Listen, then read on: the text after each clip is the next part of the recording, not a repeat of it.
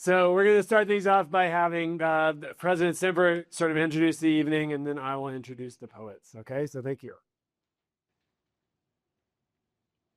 When I was walking over here tonight, I was thinking, I don't know if Neil's picked the right person. I uh, I think my four English classes in college consisted of advanced expository writing, in which I got a B, Hemingway, in which I got a B, uh, the histories and comedies of Shakespeare, in which I got a B.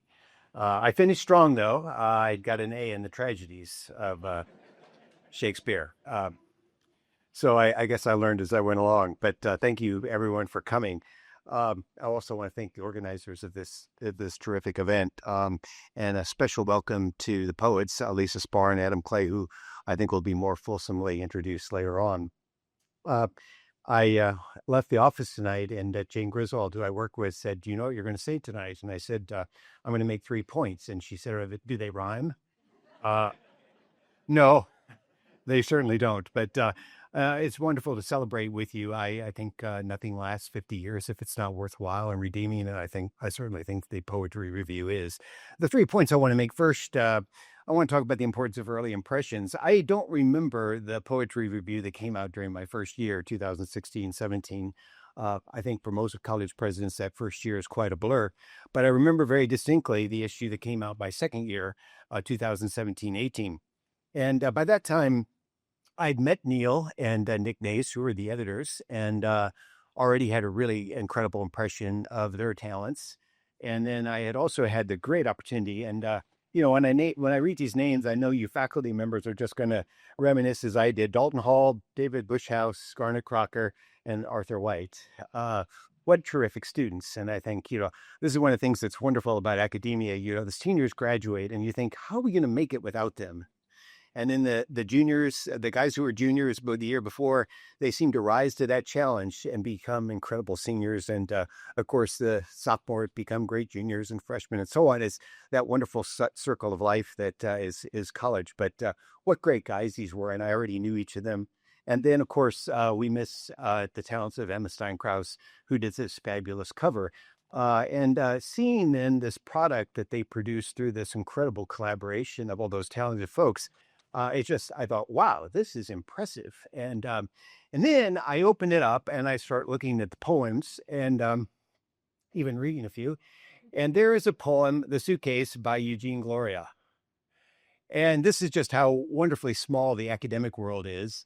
I had the opportunity to get to know Eugene Gloria when I served briefly as the vice president for academic affairs at DePaul University before coming here. And those of you who know Eugene, he is just an incredible poet, but also what a human being, and just an English faculty full of incredible talents.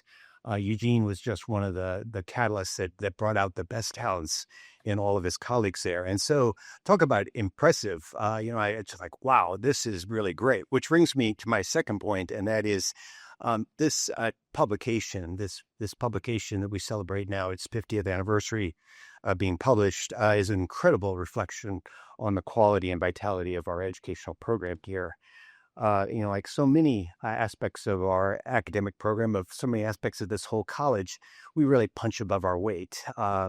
We accomplished here things that you would think, it can't be a small liberal arts college of 1,000 guys in Southside Virginia doing it. But we have just wonderful examples like the poetry reviews of that really display the talent and the vitality of our academic program here. And then finally, I want to commend the poetry review for its involvement of our students. And I already mentioned the four who were the associate editors this year was this particular year's poetry review. But I say all the time that one of the things that I want for Hampden-Sydney is to embody all the best that young men can be and do. And I think I feel very strongly that every young man here has down in his heart a desire to produce something, to be, to have some sort of creative project that he helps bring to fruition.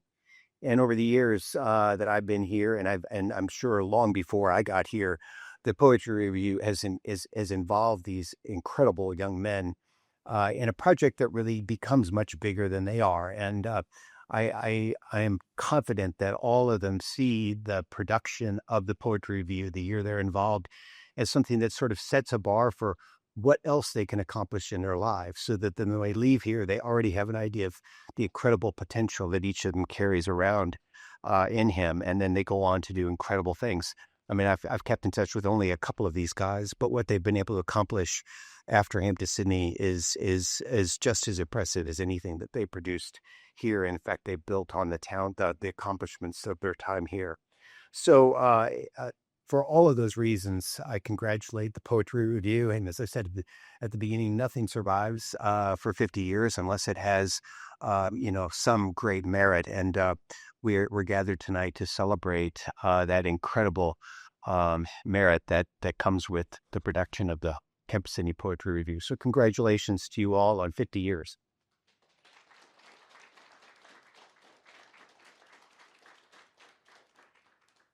All right, thank you so much, President Super. I now have the distinct honor of introducing, I guess, those kind of just the evening as well as our two poets. But before I start with our two poets, I just want to point out there's a lot of other people in this room related to the magazine. This really is a community effort, as President Stibbert said. I not only see multiple students who have worked on the magazine, but I see contributors to the magazine, Hood Fraser right here, Matt McFarland over here, a former student of mine, Professor Nace back here, Moira Egan, and then our two poets tonight. So lots of people coming together who make this magazine possible. And I'm so happy to see you guys. Oh, I missed Tom LaGraney. Where is he? Yeah, he's back there somewhere. There he is, right there. We're going to see more of him later. But before I also get into introductions, we have books for sale back here, books by our two poets we're reading, Adam Clay and Lisa Spaar. Dow is back there selling them. And then we also have a display of the Poetry Review. Back there is a copy of every issue of the Poetry Review from all 50 years. Please do not take any of the old ones. You may take one of the newest issue, the grayish one, which is the 50th anniversary issue, if you would be so inclined, all right? If you take one of the old ones, I'll come after you. Wonderful. So now I have the pleasure of introducing, we're going to start with Adam. Adam and Lisa are going to read some of their poems, maybe for 20 minutes apiece or something along those lines. And we're going to have a little discussion about the magazine. And then we invite you all to a reception. Wonderful. So first, Adam Clay is joining us from Louisiana and Mississippi, depending on the day. Adam is the author of 5 books of poems, including most recently Circle Back from 2024 from Milkweed Editions. His poems have appeared in a number of magazines, and for 20 years, he's also been an editor. He co-edited Typo magazine and edited Mississippi Review, and also edits Autocorrect and directs the creative writing program at Louisiana State. I've only known Adam for a few months, actually. We met in LA at AWP a few months at February. I don't remember when it was. But he has now, through my ministries, reached the pinnacle of his career by having some poems in the Hampden-Sydney Poetry Review, which will be coming out next year in our forthcoming sonnet issue. I made Adam run 10 miles with me this morning, so hopefully he'll be up for reading some poems too. But anyway, please welcome Adam Clay.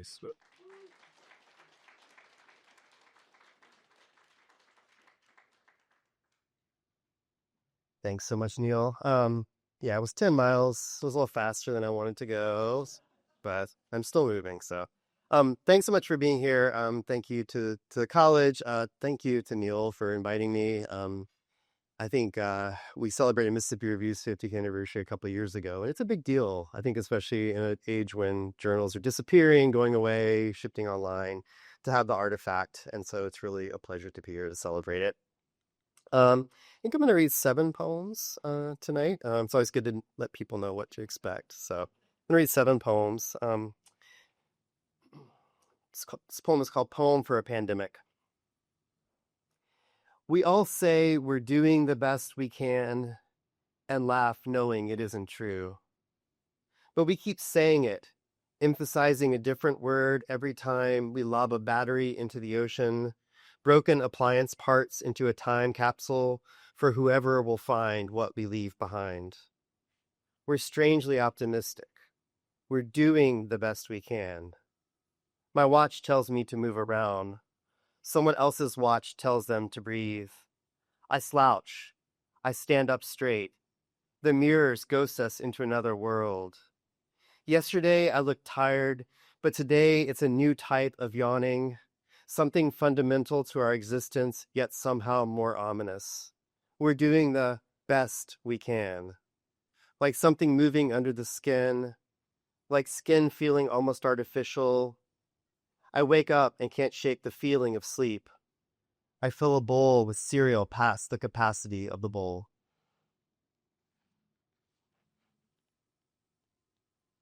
My previous book came out, I guess, like 2 days before everything shut down completely for the pandemic. So, and everyone kind of called it a pandemic book, even though the poems were written long before. So I think maybe I'm a pandemic poet. So I'm just kind of leaning into that with my poems.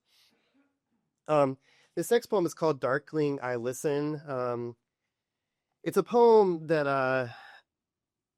I think a lot of these poems are sort of written reflecting on my past, some time that I spent in Fayetteville, Arkansas, where I was a graduate student. I had a professor there, Davis McCombs, who there's connections to Virginia there.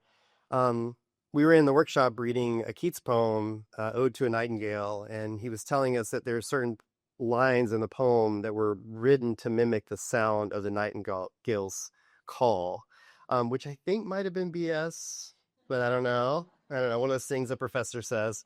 But I thought I might steal it and use it in this poem, thinking a little bit about the Golden Voyager, which, if you don't know about the Golden Voyager, it's a spacecraft that was sent off into space with a golden record containing all these documents of sounds from planet Earth. So the poem is sort of thinking about that a little bit too.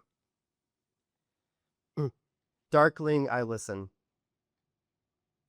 A professor once mentioned as an aside that there are lines in Ode to a Nightingale written to mimic the bird's call. Maybe he was right, or maybe he wasn't. Either way, the class spent a stretch looking, listening, mouthing the stressed and unstressed words on the page. On Keats's poem, a critic writes that lyric is thus a mode that simultaneously erases and expresses selfhood. I think of an eraser and a pencil working alongside each other. Part of me can't help but think Keats called the birdsong immortal because of his poem, and not the romantic idea that nature, through its cycles and turns, will ebb and flow forever. Sometimes the ego's optimism remains beautiful, even when it's utterly and completely flawed. I'd rather think of Keats sketching himself back into place. On the golden record that's out of the solar system now, scientists deem the sound of birds important enough to include as a marker of our planet. Listening this morning to a clip of what someone or something might hear one day, I can't help but wonder if they'll even know what it is. Maybe they'll think it was the language we spoke to one another to say what we long for, the language we used to say one day when I'm gone and you're out among the trees. Please, please remember me.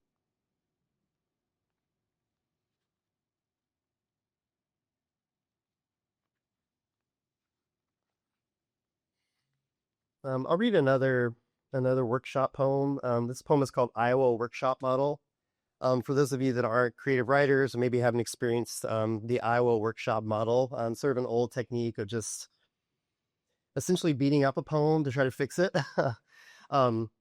This poem came from an experience I had with a poet who was teaching in the program at Arkansas. Partly believe, partly not. This poem is called Iowa Workshop Model for Franz Wright. In the city of churches, I looked up always for no good reason and looked down at the ants piled on top of each other, found no metaphor apt enough for the literal light of day. Give a poet a suitcase of cash at sunset, and the suitcase will be missing by dawn.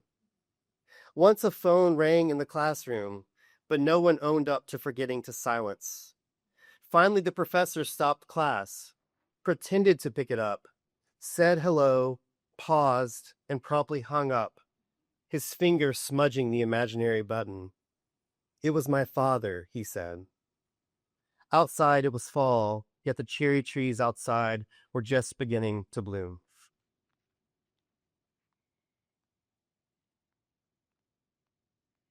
Franz Wright had a very a difficult relationship with his father, to say the least, and talked about him a lot in the classroom. I heard a story once about Franz giving a reading on Father's Day at a bar when brunch was happening, trying to read his poems, and you can imagine how that went over.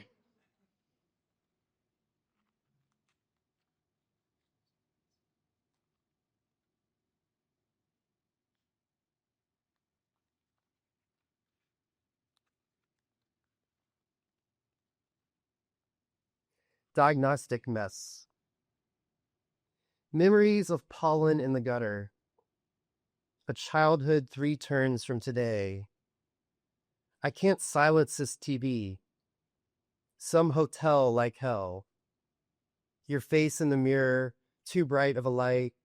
I drop an O into the soup, despite what the recipe says. And suddenly it makes a sentence in the dark.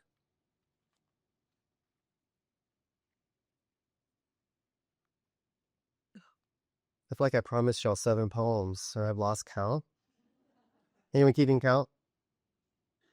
I'm at 4 now, so I got 3 more. Okay, good. Thank you. I'm not sure if Lisa's like this. I always make a list and then I get up here and I kind of just forget. Yep. Yeah, just kind of go with what happens.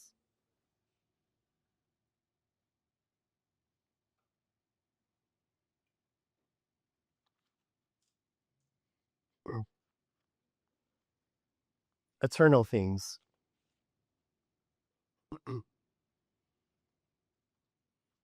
I realize I never wrote a poem about Italy. My daughter rock hounding with a Russian woman who didn't speak English. Dreamt of eating mussels every night. Sea tomatoes in a cave, a missed reservation. I realized I never wrote a poem about a lot of things. The world is ending and we're priced out of what we need. A cloud this morning nearly knocked me down. In 2020, I mostly stopped reading. When routines become abandoned, a train continually cuts this town in half. What side will you be on? Penny and I drove to Santa Fe. Sunflowers stretched their petals 360 degrees. The sun was everywhere. I felt my skin burning on a short walk around the block. An elegy can be anything. An elegy can be a soup recipe. Matthias and I sat on the front porch in April that year and watched the sky split in half. Poets in crossword puzzles like skulls on the mantle. I apologize for the state I live in. I take communion, it brings taffy to tears. Tears is a word I usually don't use in poems. I stumble over what should be simple. Everything can be misread. I don't want to forget the woman on the plane whose son had died 3 weeks before. He went for a walk and didn't come back. I write them into this poem like it can change anything. Every muscle aches toward a word. I fall in love as the world turns to ruin. I always worry about the word tears because you could read it as tears, and I'm always nervous someone's going to misread the lines. So. I make a reference in here too to the elegy can be a soup recipe. There's a poet named Jim Harrison. There's this amazing poem, an elegy for his nephew, I think it is, and he includes a soup recipe in it, which I've always wanted to make, but I'm not. This next poem is I think kind of revisiting places that you used to go to during your college days or grad school days, maybe some experiences that some of you will have one day coming back here to visit. You kind of visit these places that were really important to you, where you saw people you loved, you spent time with them, and you go back to those places and they're completely different. They've changed. They're kind of like not really existent anymore. I went back to Fayetteville, Arkansas recently to a bar called Maxine's, which is kind of this divey bar. The one Maxine was always there when we were there, smoking in the bar, hanging out. Really great figure. But now it's kind of this like bougie cocktail bar. And my wife and I were there, and she says this is the bar where all the moms in Fayetteville now drink.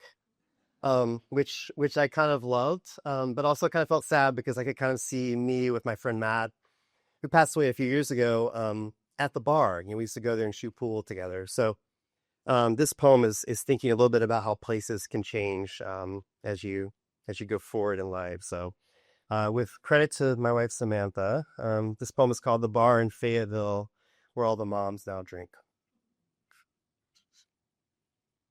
There was a thread I followed in the quiet of the early aughts, thinking that a proximity to death could illuminate something about art I couldn't understand otherwise. Perhaps I wanted to fix what wasn't broken or wanted to break what didn't need repair. I didn't know at the time why the cemetery felt so pristine. I didn't know why darkness was the only distance my eyes could adjust to. Now I see mothers in the late afternoon light sitting at the same tables we once haunted. Even now, I can see Matt shooting pool, looking like a muscle of trouble that could never unravel, no matter how hard one might pull.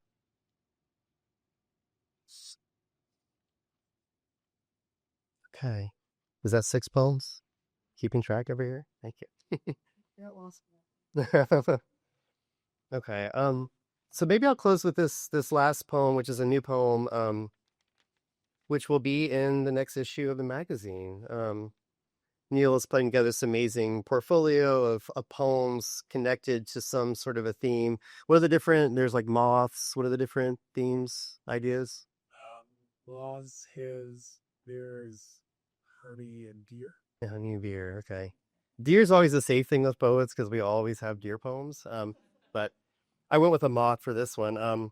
It's sort of a funny poem that I wrote. Neil asked about me writing a poem for the magazine's next issue, and I wrote this poem and sent it to him. The requirement is that it should be written within 2 hours time. And there's time to revise, but then the poem should sort of be done basically in 2 hours. So I sort of wrote the poem and sent it to him, and then put it into my folder on my desktop where all my published poems go. And I had forgotten that I wrote the poem until today when I was visiting his class, and he pulls out the poem, and I'm like, okay, let's see what I wrote. It was one of those poems. So this is a poem. I chose the moth because I kind of I had an image in mind. Living in the deep south, the bugs are like terrifying, but they fly into the windows where they see like a lamp on. So like all night you'll kind of have these bugs flying into the windows. And so I kind of wanted to include that image into the poem. I don't write a lot of rhyming poems these days, but this one kind of just fell into the form for some reason. I write a lot of sonnet. I call them sonnetoids, like sonnet-like objects. They're 14-line poems, but they don't always feel like sonnets, but this one did. So I'll close with this new poem, and just want to thank you all for being here and listening to these poems. And thank you to Neil for all of your good work. 18 years. That's amazing. Tom, thank you so much too. Amazing work. And excited to celebrate this magazine and see what's to come. This poem is called Core Memories. At night, the moths fly against the window toward the lamp they think to be the moon. Why humble a stray thought with anything more than slack acknowledgement, an off-ramp to some past left about or behind? I once found fault in even the smallest swell of a day. Standing back from the bookshelf, it looks more forest than tree, more sensible than senseless. My son stacks anything just to knock it down, just to see what it feels like to stomp around, to play God in robe and slippers. I remember little of myself at that age, and I remember even less of the day-to-day. Once the globe of the world spun like a top, I had the will to slow from rage to language summed up like the sun. The moths might have been right. The moon is the moon where I stand each night. Thank you so much.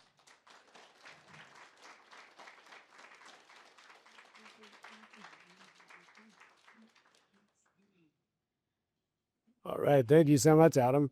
Wonderful. And glad you could end with the sonnet. Glad I could force you to do it. Now I have the pleasure of introducing my friend Lisa Russ Spaar. Lisa said earlier today when I was introducing her to Adam that she said she couldn't remember when we met because it felt like she had always known me. And I do feel like that a little bit. Though I actually do remember the first time we ever corresponded was over 20 years ago when I applied to graduate school. And I was waitlisted at UVA, and I was living in London, And UVA was the only grad school that actually stayed in touch about the status of my application. And it was you doing that staying in touch. So when I met you, the only reason I recognized your name was because of those incredibly kind emails all those years ago when I was a kid. But since then, I met Lisa. We were celebrating our mutual friend, Morris Manning, who has come to read here a number of times. Perhaps you remember last year, he came with his banjo, those of you who attend these things. And since then, Lisa and I have been very close poetry friends. She's done everything that you could ever imagine somebody doing for you. She's reviewed my books. She's blurbed my books. She's invited me to be on conferences that then turned into books.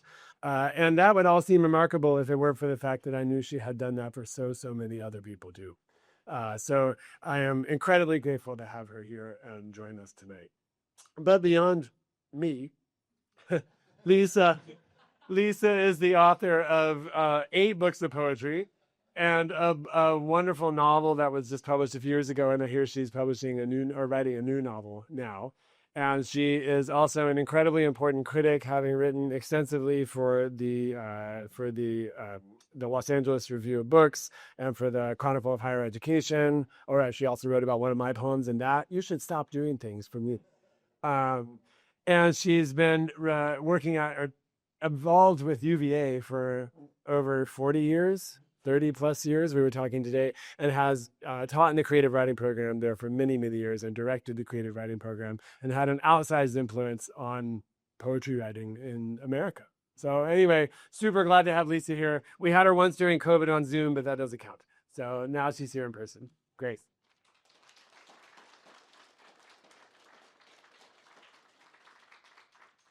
Wow. Yeah, I always feel, having we get a lot of the applications for our Master of Fine Arts program. So like sometimes 800 a year. And so they're, just to have even made it to the wait list is pretty awesome. But I feel like there are people all over the country that hate me in a way because I don't even know that we just had this, we can't admit all the wonderful students that we would like to admit. But anyway, it's an honor to be here. I'm so glad to be down here. I drove down from Charlottesville this morning. It was a beautiful drive. I've always wanted to come down here and visit, and we had a great day. Adam and I meeting with Neil's students and talking with people at this sort of wonderful roundtable. And I also am honored to be part of the celebration for the Hampden-Sydney Poetry Review, which when I was a young poet in the late 70s and 80s was just an aspirational thing for me. I would have loved to have I dreamed about being in the Hampden-Sydney Review, and now I've had the chance to be in it, and I feel very honored to be part of this celebration.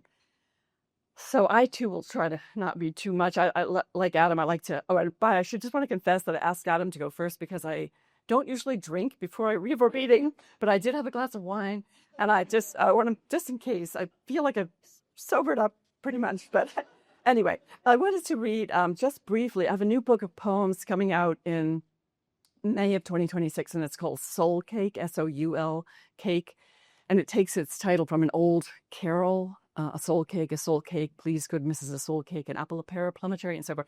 And there are a lot of carols in this book, and they'll publish some of them. These are poems that I'm still tinkering with for the, and so as someone's reading a poem out loud, you can solve things or just figure things out about them. So these are just, I'm just going to read a couple from this book, this manuscript in progress. So this poem is called God Hunger, Chiastic.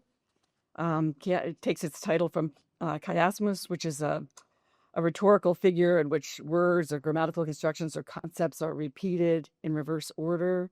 So the epigraph is an example from Thomas Wyatt. In frozen thought now, and now it standeth in flame, I find no peace, and all my work is done. A God hunger. We had our talk at last, and for now our talk is done. Here, dusk seeps in with rain, limes still blush there under sun. I keep misspelling there as there, theres, I keep mispronouncing there as there. A pronoun isn't anywhere. Afterwards, I wept and wept. So many ways a body weeps from care. which has often traveled thus, in tristesse, travail, and wanderlust.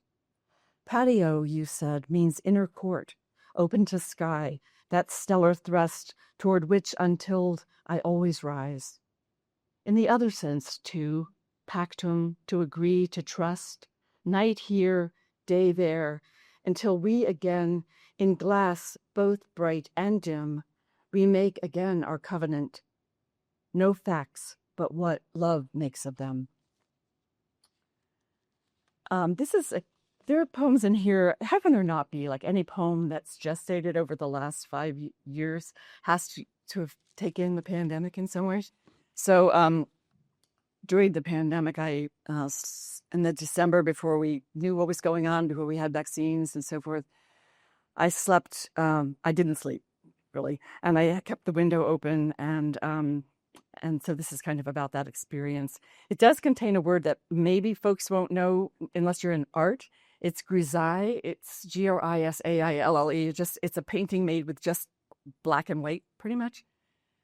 It's called December Owls. Where I live in December, we hear a lot of owls, and it has the poem has an epigraph from Dylan Thomas's A Child's Christmas in Wales, books that told me everything about the wasp except why, which I've always loved. Why? December Owls. Awake near dawn, I die a little less, jimmying the jam of black pain to admit its gutter of breath, taking air metallic as wet coin, the better to hear them. For a while, woolen darkness, then a creak of heaven in the beaches that a moon disclosed by galleon cloud reveals, the long shadow strapped where frost has made on grass and stone its glittery replications.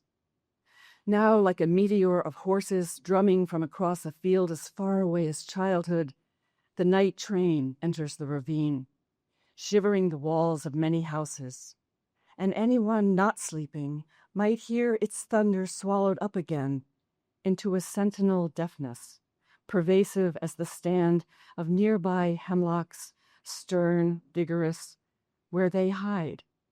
I hope to hear them signaling again to one another across time's pelvic vault, flutings amorous or predatory in the grisaille space, made more and more by who than why. And then I'll just read one other poem from the manuscript, because this is a poem that Neil took for the magazine, the current issue, I think. It's called December 24th. It's not the sonnet issue, but the December 24th, Christmas Eve. And again, an epigraph. This is from a carol. It's the Herefordshire Carol. The first thing which I do relate, that God at first did man create. The next thing which to you I'll tell, woman was made with him to dwell. December 24th. From hollies grown greener, crows cavil in blue. I bear spikes of rosemary to my face, it is winter. I sky, I bruise. My hands ply the dough, in need of you, with hearth elsewhere, heartsick. In lichened glimmer, a boy's sexless voice soars from the radio above the sputter of oven's fat, offering restive diastolic. I hear you suffering, you once said, our souls most ajar. I ice, I river, my hands wet on my apron. My old father rises from the table to show me shimmering waxwings in the cedar. I know he'll record this in his bird book later. Last seen in another time, another house. Like them, I keen, I sheen. And then I'm going to read some new poems because I think that's just really important to do. I mean, the students in the class that I visited today, you're risking, you're writing, bringing stuff in that's not finished and risking sharing that with each other. And it's important to remember that we do that too, and that we're scared. And that I think what I like about writing workshops, and a thing to remember about them, is that they're not performance spaces, they're workshops. You know, it's a place where you come and you workshop. You know, you get into the poems and maybe not beat them up like in the Ohio Cone of Silence method, but yeah. So I'll just read a few of these. And again, I just wanted to reiterate that what an honor it is to be associated with the Hampden-Sydney Reviews. So few journals, hard copy journals exist. People have said that, and so many of the revered ones are dying. Raritan, Shenandoah, Gettysburg Review, and it's just wonderful to be that you still have this going. And a magazine like that is like a public face of your institution. It reaches far out into the world, which is great. Let's see. I don't want to read too many. Okay, just a couple. This poem is called Ferns. I have a herd of 9 deer living in my yard. We live on an old dairy farm road outside of Charlottesville, and it used to be that you'd put out salt licks to attract deer and make them come, to your yard. But now crappy townhouses are all up and down. They've taken over everywhere, and all the deer that lived in those other habitats now live in my yard. And so I had to give up and give away my roses, my hostas, my daylilies, everything gone. But ferns, they don't eat. And they just sort of continue to come back miraculously because they die. They really look like they're not going to come back. So this is sort of in praise and thanks for ferns, which are pretty amazing. I'm low as this contracted patch of weeds the deer won't eat. Thatch, shingled with wind-blown magnolia leaves, clenched welter of mulch and ground ivy. Ragged shawls of vulture shadow scribble the garden's fringe of snow, but nothing's here. The old dog who last summer lay inertly rogue, dozing in arthritic dotage on the lawn, now asleep beneath it. Yet these latent claws will, out of dread and neglect, uncurl, flents, and rise above the dross, coiled, tense, spiraling their silver seahorses, wee tricksters, first thumb, then hand-sized, anoxic, prehistoric. They'll stalk little bishops whose croziers once reached the heights in ancient swamps of oaks, maples, sycamores, as monasteries of the mind unfurl, heart-sore. So much hope when the stuff that you think is dead comes back. I think I'll just read three more. So about, earlier in the summer, I noticed that when I shook my head like this, I heard this like weird humming sound. And so when I went to see my doctor, I just mentioned it, hoping that it wasn't anything too serious. And she said, oh, we call that a Venus hum. We don't treat it. You just live with it. And I thought, Venus hum. Aphrodite is humming in my ear. But of course, she meant Venus, like Venous, like veins, like so. Anyway, I thought I got to do something with that. So, Venus hum. It's only when I shake my head viciously from side to side, no, that I hear its being, its fuzzy thread. Venus, my doctor calls it, innocent, as in not treated. Nuns murmur, devils saw. Learn not to listen to its jugular thrum, systolic, stir, stir, stir, its staticky, urgent, diastolic din. Push it down, ignore, suppress its surf, beneath the walk and talk, grim, quotidia's gamelan of get up, get dressed, may as well ask me not to think of him, faint gravel in the supping throat, breath flocculent as bodies slowly move the long and short hands of a clock. I still have it. We can hear it now. I'll read two more, this poem, and then I'll read my poem that I wrote for Neil's challenge. And I wanted to say that that's another thing I love about the Hampden-Sydney Review and under Neil's editorship. It's the only one I've known. I know Tom also, obviously established this incredible space. But Neil has a feature in the magazine called 4x4, where not only he asks poets from the journal to answer questions, and I love that he puts people in conversation, and that's happening with these sonnet challenges too. When Neil asked me to write a sonnet, I had never written one. I'd always wanted to, and then I couldn't stop writing them. So all of the poems in this new and selected that came out a few years ago, they're all sonnets. and it's all Neil's fault. Anyway, this poem is called Spotted Lanternfly, Summer 2025. I understand they're not here yet, and maybe they won't come, but they are in Charlottesville. They have come, and they're weirdly beautiful. They, especially in their mature phase, they have these black spotted wings and this really bright red head, but we had a grapevine on the side of the house and within a week it was gone. They ate it. They eat the wild black walnuts and things, gunking up our mailboxes. They're really crazy. This is not really about the spotted lanternfly, but it's for someone who suffered a betrayal.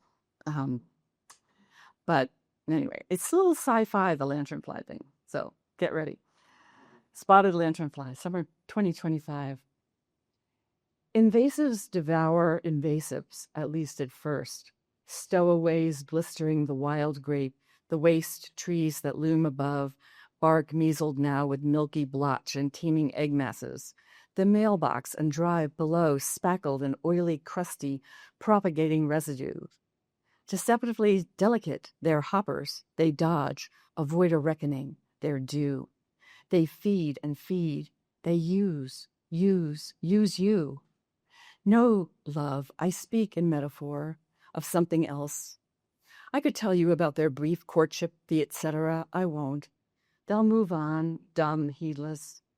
The morning you were born, the sun rose as the moon set. Starlings, beauteous, swarmed, transformed. Your epithet. Starlings are invasive too. They were brought over to inhabit Central Park, and then they sort of took over.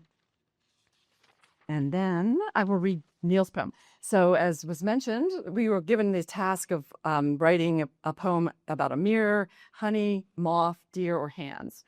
And we were to do it in under 2 hours. And so I couldn't decide. I was intrigued by all the words, so I wrote them down on pieces of paper and cut them out and put them in a cup.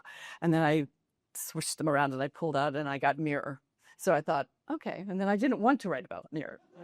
And so I decided that I would write about all of those things. So this poem takes in all of addresses in some way all of the bees.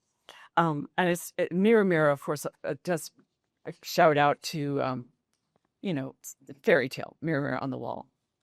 Who's there, sort of all. But it's about mirroring and aging, I think. Mirror, mirror.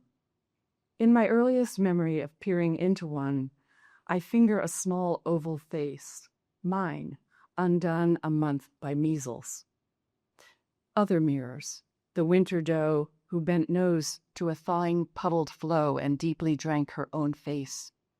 A round pond my grandmother's handheld looking-glass made, flat on the bureau, lens side up in honey light, emerald earring floating there, swan doubled in the evening's gold the day she died. Old now myself, I have little truck with any mirror's frank and argent portal. Yet that night beside her crib, I held a compact clamshell to the baby's mouth. She so still in pastel sack, only her moth breath convinced me that she lived. Reflection I turn away from on the wall, restive, Otis. Thank you very much.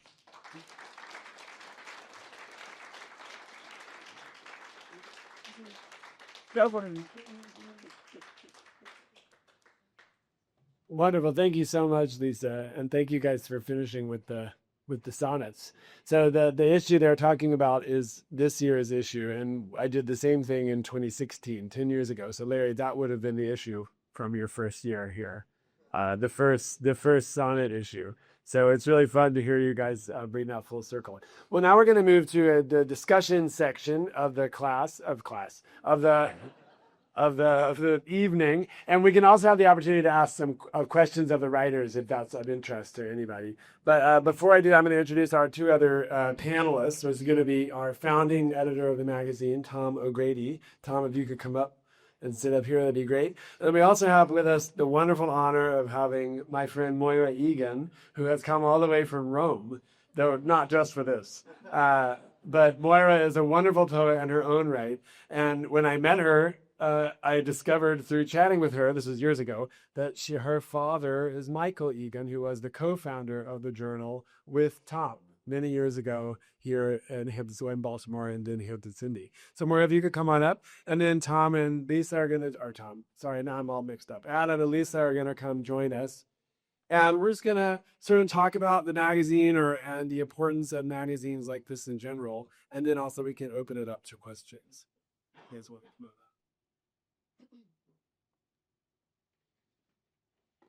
So then maybe we'll just start with a question from me that you guys can answer, and then we can maybe open it up a little bit. I thought maybe we could just start with, and you guys can each answer this in slightly different ways perhaps, but what is the value of a small journal like this? So Tom, you can maybe answer in the ways of sort of like, why did you do this, right? And Moira, you can answer it maybe, sir. How has this journal and others existed, in your life or in your memories of your dad? And then obviously Lisa and Adam have worked as editors or worked with journals as well. So maybe you guys can answer that question in your own way. So we'll start with Tom. We'll see if the microphone will go all this way. Well, okay. Because Adam may help me out maybe along. Yeah, I will. Okay. Michael and I started the magazine, or put together the idea of a magazine actually, back in Baltimore in 1972. And we decided that we were both practicing poets. We wanted to go to the word itself. And we discovered a font, a Garamond font, in a bar somewhere. And we said, well, wouldn't it be great to make our own paper? But you mean you literally discovered it? Like there's a piece No, of it was somebody had left it there. Yeah. This, like in a bar, Ellie, and we managed to find it later on. We managed to find a printer who would put the thing together. We were going to do it letter by letter ourselves, and on our own homemade paper, because the whole idea was that the magazine was not only printing poems. The magazine should be a poem from the start. And that was the key to it all, I think. And then as I moved down to Virginia in a colonial house in 73, 74. And we worked back and forth for a while. And then we were just too far apart to continue with the magazine as two editors. So I took it over and it became the Hampden-Sydney Poetry Review. And the first issue officially came out in 75. And for the first, 10 years, I struggled to find a way to print it. Where were we going to get the money?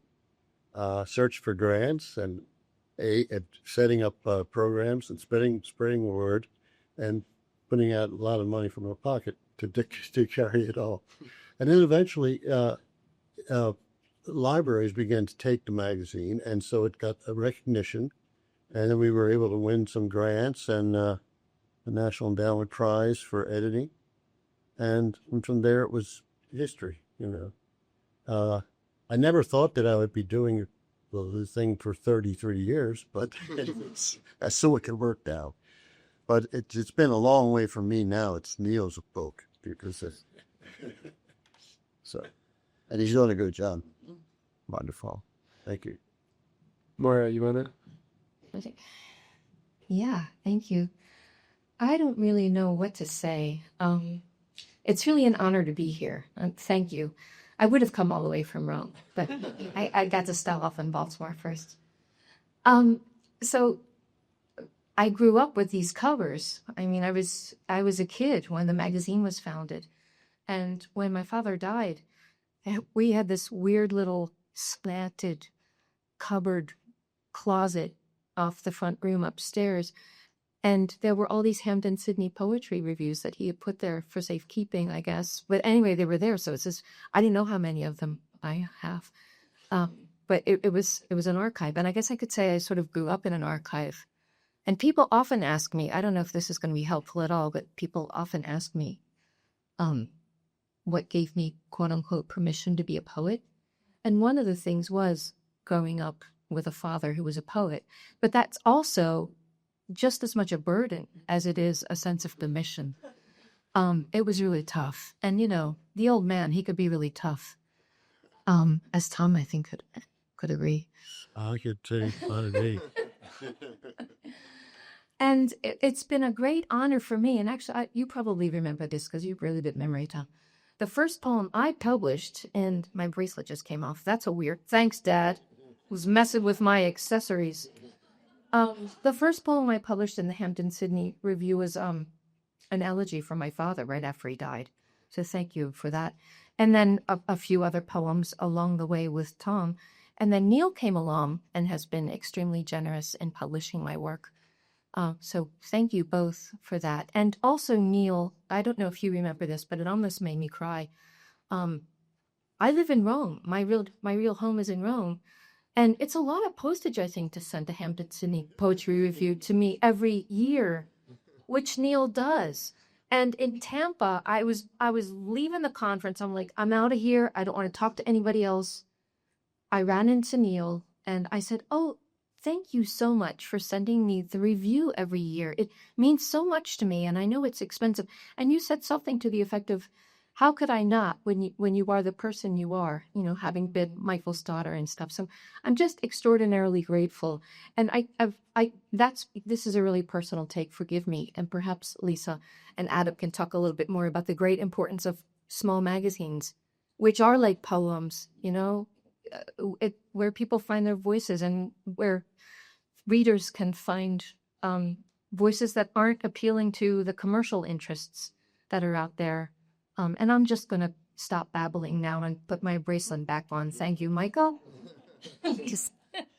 No, I just would reiterate that small magazines, they're the big heavy hitters, the Atlantic, the New Yorker, or whatever, but it's in the small magazines that many of us find our first home, and it makes a space for things that aren't mainstream and aren't of the zeitgeist, and they're often beautiful, and they're essential, I think, to the life of poetry. So I'm grateful.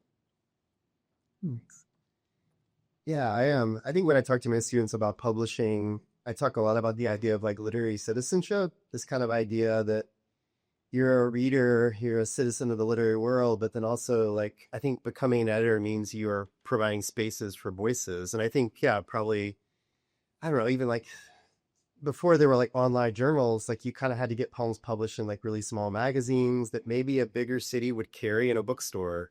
But now I think with like online publishing with journals, like anyone can start a magazine, which I think is really empowering. And I think a lot of times people now want to be published online more than in print sometimes because people see it. So I just think the reach of a magazine is really amazing. But for me, it's always been really, I think, important as like a way of like just connecting with community.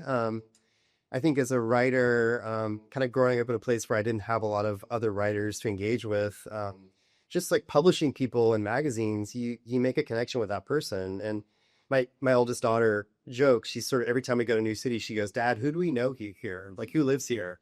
Because we have friends everywhere, all over the world, just through poetry, which is kind of an amazing miracle that it makes these connections. And I think it just kind of allows you to both provide people a home for their work, but I think also to sort of like create this relationship where you are interacting with each other and sharing your work. And some of my best friends I've met through like publishing your home. So it's a pretty amazing thing. That was wonderful. I have a few other questions, but maybe we'll open it up first, see if we have any questions from the audience about the magazine or about the readings. Maybe want to jump in? Takes a little while. Obligatory. Yeah, here we go. I liked it when you were talking about putting the words into a cup. Oh, yeah. What type of clay do you put into your process to get inspired or to get out of a dip or to... We talked about that a lot today with Neil's students, just giving ourselves obstructions and prompts that so that what needs to come out comes out. So that could take the shape of borrowing a received form or something like that, or a received form. But also sometimes I just get my husband to say, I was like, give me 3 words, just randomly, quick, and then I'll try to use them in a poem, something like that. There are all kinds of fun games ways that you can trick yourself into getting to the stuff that really needs to come out, but isn't just a game. that's the real stuff. But I thought that's a great question, and I'm a big fan of that. And I use a lot of prompts with my students, even especially maybe advanced students. The MFA students often feel they have to perform for each other in the workshop. They want to appear like they want to present the best of them. They're very ambitious. They want to present the best selves, and I want to make it playful again. Who was it this in poetry must Edward Rod the poetry must play, or Frost said Frost plays the thing. plays the thing. Yeah, Definitely not Robinson. and we're not it's definitely not Rosie. But anyway, just to remind ourselves that this is, it's not fun in games always, but it is. It helps us get away from the fact that poetry should feel like a funeral or church or something like that.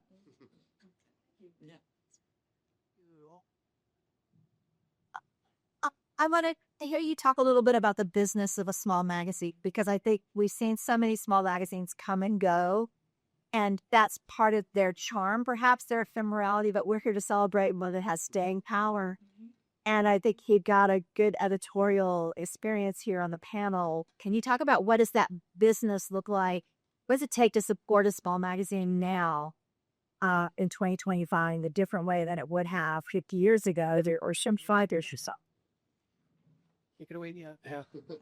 I mean, I think Tom spoke to this at the beginning that you need support, right? I mean, I think honestly, the days of even finding grant funding that would be feasible are long gone. Yeah. I don't know how you do it, Tom. Well, it was constant. I had some help by people who knew how to apply for grants, did the language, for instance, were more businesslike than I was, and then also I kept changing things with the magazine. I would do special kinds of issues, everything from poetry of the sea to the new poets of Czechoslovakia, and these things brought some publicity to the magazine. And then later on, after it became fairly well established, the college pitched in more and more, and when it wouldn't have happened, and were it not for the college pitch at the end, that it wouldn't have stayed. And not only college, but the whole English department and the college pitched in to keep this thing going. So it wasn't just a single editor in a way. The business of course, I pitched in too, as I said earlier on, but it wasn't that much. And we also used local sources, for instance, printing at Farmville Herald, that kind of thing. We didn't publish that many pages that we couldn't afford to get them all printed, and to do things like that. We couldn't expand it enough to say it said 80 or 100 pages in size, as you've done, because there were just no funds there to do it. But we didn't want to let it die, so we printed a smaller issue rather than let it go the way of old flesh. So I don't know, some tricks, I guess, and some turns, and support from the community too. We even tried to bring in other editors, like Bud Fraser sitting over there, edited an issue way back when. I don't remember the year. I'm not good at car, man. And that brought other people involved. It got other people involved in, and poets at Longwood University down the street were involved in the magazines were. So it wasn't just this place. There was a whole community. So, but anyway, yeah. Pop. Yeah. Could I ask you? The magazine was very influential. I was very young when I came here. Yeah. And what really impressed me were the writers, the poets that you brought in. Yeah. I mean, you brought in some incredible. Seamus Haney was here, or Yahweh Cannell. Yeah. Dickie was here at one point. Mark Strand. Mark The whole crowd. Yeah. So it was just this Well, something. and also people that I knew from university as well. And actually, at the beginning, when I first started teaching here, back in 75, 76, 77, up there, I had a whole series of poets coming there, one a month. And I mean, they were they were young guys and girls, and but they were just beginning to publish, and they were getting a reading, and at a college, of getting an audience, and so that was one of the things that helped make it live, and then too, the poets that like you mentioned, Seamus Heaney, we kept up a relationship over the years, and I remember doing an issue of Poetry of the Caribbean. It was just before the last magazine that I did, and I wanted to include Derek Walcott in the magazine as a major poet from the Caribbean, and but I couldn't get in touch with it, and so I wrote my friend Seamus Heaney a letter, and I said, I understand you're a good friend of Derek Walcott, and I'm trying to finish up this issue of the Hampden-Sydney Poetry Review that's devoted to Poetry of the Caribbean. I've got Kwame Dawes leading it off, and some other good poets from the Caribbean. Could you help me out and get in touch with him? He said, well, I've known Derek for a long time, but I don't think he ever answers any letters, certainly none of mine. There's 2 Nobel laureates. Stop me wrong. So I mean, that's a big money there. That's separate. But there were people that were supported it, that thought highly of the magazines and said so in print. And Sarah Hardy made a special effort when I was retiring to promote the magazine even further by putting together accolades that it had received from poets from all around the country. And we were very lucky. And in a way, Michael helped start it off with, he knew Louis Simpson fairly well, the very first issue in 1975. And then Louis said, well, I'll tell somebody else about it, and I'll ask somebody else. And so one poet would ask another poet, say, well, send something off. And I did a piece on Archie Ammons up at Cornell from one of his books, wrote an elaborate review. And he sent me a note. He said, I like that pretty well. You're the best reviewer I got. I said, oh, really?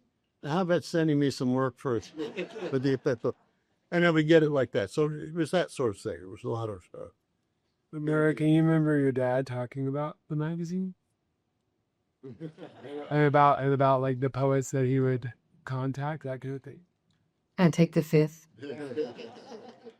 No, just kidding. Yeah, of course. No, I mean, there was a lot of chaos up in Baltimore, but it felt that this was a kind of a gathering and an ordering of those Dionysian energies into something beautiful and maybe even a little Apollonian. But those guys were around Galway and Strand and I'm not going to say why Derek doesn't answer letters unless you're a woman. I just said it. I'm putting it down. I loved Derek. He was my professor. I only speak affectionately of him. Yes.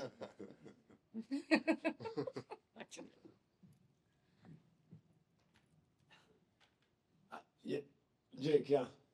So, like, for a second, like, what beauty did you find in writing that actually, like, caused this career? Go.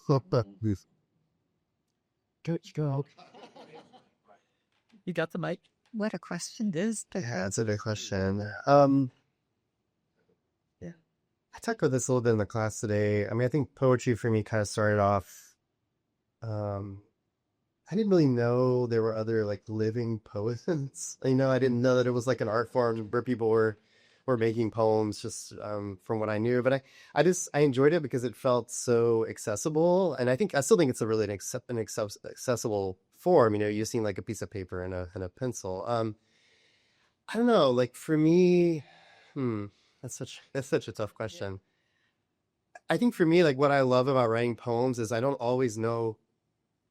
I don't know what the poem's gonna do when I start to write it. And a lot of the poem for me is like kind of searching through like how I feel about something or trying to unpack something that I don't understand. I really start a poem knowing like how it's gonna end. Do you do that ever? Yeah, ever know.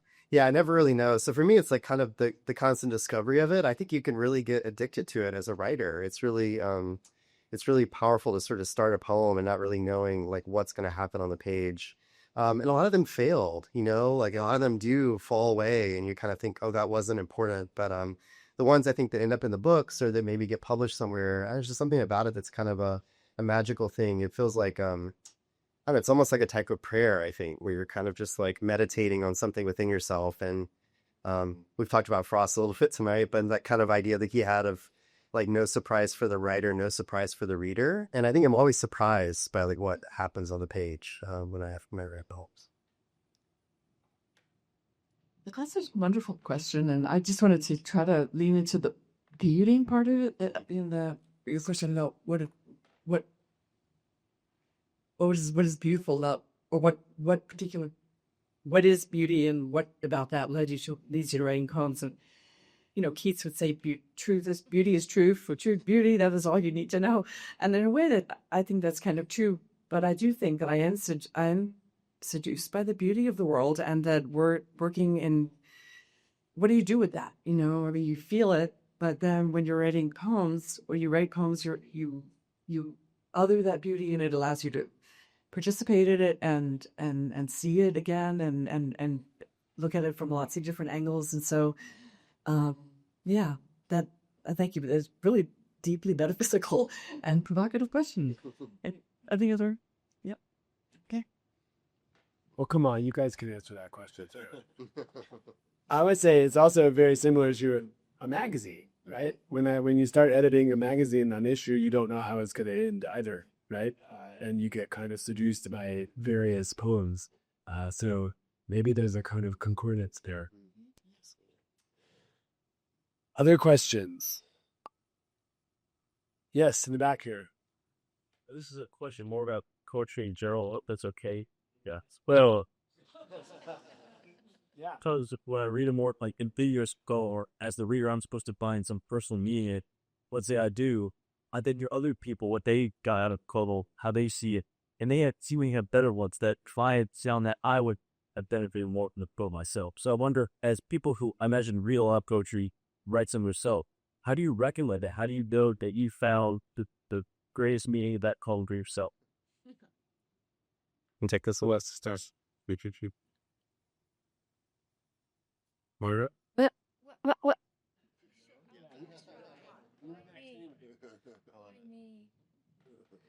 So that is such a good question and complicated.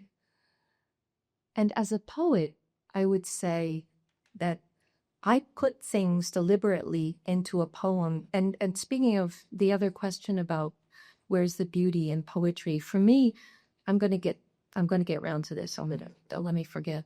Part of the beauty for me is just the language. I love language. I've studied foreign languages. I live in another language.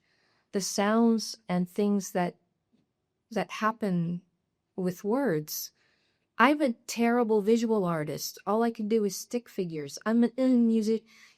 It's a really important creative expression, that not just because I'm a loser in other art forms, but because I just love language so much. And I'm very deliberate when I write poems, and I'm happy when the things happen that I wasn't expecting. But my idea is that, yes, I really did mean something. And if you find something in there, that's cool. And sometimes people have found things in my poems that I wasn't conscious of, but they're right. They're absolutely right. And that's really fun. That's a really fun kind of reader and writer relationship that doesn't happen very often, but it does happen. But every reader brings to a poem his or her own experiences and reactions and, what they had for breakfast or something like that. And you have your own individual response, which is right. But, as I like to say to my students, so now speaking as a teacher, if you meant your poem to be really blue and everybody in the room is seeing pink, maybe you didn't really mean it to be blue, because, there is that. Did that make any sense? That's just a really silly, basic way of saying you do put stuff in the poem and then you give it to the reader, and the reader responds with their stuff back. But ultimately the core of the relationship is the text.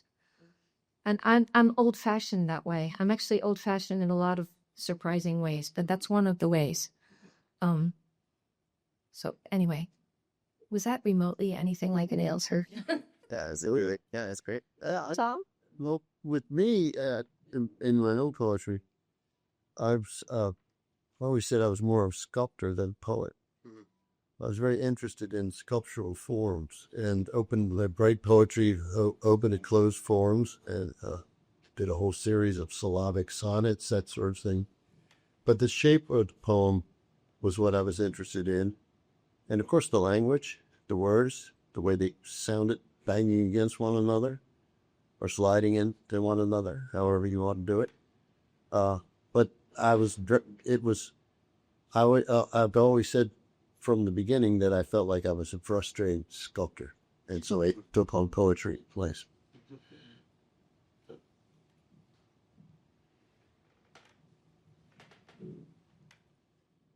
Those were wonderful answers. Maybe we have time for one more question, if anybody has one more. Yes, Ashby.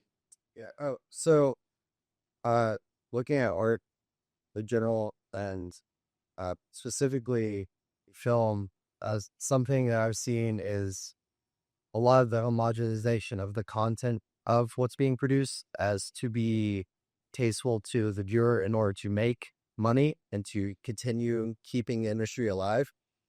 Do you think poetry is a unique sort of haven for creativity because it's not so tied to your economic interests And small magazines, right? Yeah, I talked about this a little bit in the class today, but I think it's one of the things I love about poetry. And same thing when my daughter says, "Who do we know here?" Like, I think because there is no money in poetry, it kind of makes it feel like when someone's into writing poems, you don't sort of view them with skepticism or distrust. I also think I think editing a poetry magazine it's a thankless job. I mean, you read a lot of stuff, a lot of poems. So I think when we send our poems to magazines and we get rejected, I think you have to be careful to respect the person because it's a job that they're doing and it's their own, I think, goodwill to put the thing out into the world. But I do think it is a safe haven. I wish there was more money in poetry. No worries. But I do think it's I think kind of coming back to that question a little bit earlier. I think a lot of poets are being read more widely than ever before. I think people are kind of discovering the poetry is sort of a way of looking at the world that allows us to slow down, which I think is really amazing. I think it's really powerful to think about how poetry can sort of, I'm talking about this in class too, but it creates written language. It's been around forever, and it's still here, and I think still serves an important purpose. Yeah, I was thinking that the stakes are low in terms of we're not. I mean, I guess there are people who have ambitions of becoming the next James Heaney or something like that. But I think for the most part, it's liberating not to have to work to. I have a couple of former students who are in the business, and they write these beautiful screenplays and things, but they can't get them, the films made. They can't get people to back them, and it's just a shame. So, yeah, and I think the real economy in poetry is what you were talking about, Adam, and others of. It's the people, it's the other poets you get to know. It's the readers, the students, and then the magazines again. That they're not big money makers, but they build community and provide space, a safe space to express yourself. We were talking earlier this evening about Michael Egan and I years ago. We were talking about getting Irish citizenship, and Michael definitely wanted to go to Ireland, and he said, poets don't pay taxes or whatever. Says true. So what? What are you going to live off of no tax on your royalty of the poets? He was determined to go, but he didn't quite make it. I'm actually right now trying to get Irish citizenship, so I may end up with it. Well, I think that was a good question for us to finish up with. I think the stakes are low, but the stakes are also kind of incalculably high because when a magazine like this one exists for so long, you don't know where its reach in the world and in the literary community is. I mean, I've met countless people in our world who only have heard of Hampden-Sydney because of the Hampden-Sydney Poetry Review. And I've brought students, at this point, dozens and dozens of students to the major national conference where they interact with other people who've only heard of Hampden-Sydney through the Hampden-Sydney Poetry Review. And I think it can be really eye-opening. So Tom, when you printed those first issues of the magazine on the nice linen paper that you like, on the fancy type, those got out in places, even if it was only 100 copies. If one copy got in somebody's hand, it has a kind of incalculable cultural impact, which is partly the reason for the importance of the physical media, that it creates community everywhere it goes. I think, and maybe we can wrap up by just saying that is really something that has been, I think, incredibly important about this journal, is the community of students that it has built around it, and the community of all the people that are up here, and all the people I see who I already mentioned once, but I'll mention Professor Nick Nace, who has worked on the journal with me, and one of my earliest students, Matt McFarland, who is a wonderful poet, who's sitting right there, who I forced to come down here from Charlottesville. Hood Fraser, who has been a wonderful friend here in Farmville, apparently edited the magazine, but I didn't even know about that, and has published poems in the journal. And there's probably somebody I'm forgetting even. A magazine that brings Farmville together and Virginia and well beyond. And I'm really just honored to be a part of it, and honored the college has supported it. So they could always support it more. Just split it up. No, it's just kidding. But the sort of and Sarah Hardy's and Kathy, those of you who helped in the creation of my position here, which really cemented the magazine into the college's identity, making that funding less stressful every year. I think it was just all a community of people doing really amazing work. So in that spirit, we can gather as a community at this reception. I believe Dr. Hardy has ordered us a champagne toast to enjoy that there. And please just stick around, mill around, look at old copies of the magazine. You can take a new copy, not an old copy.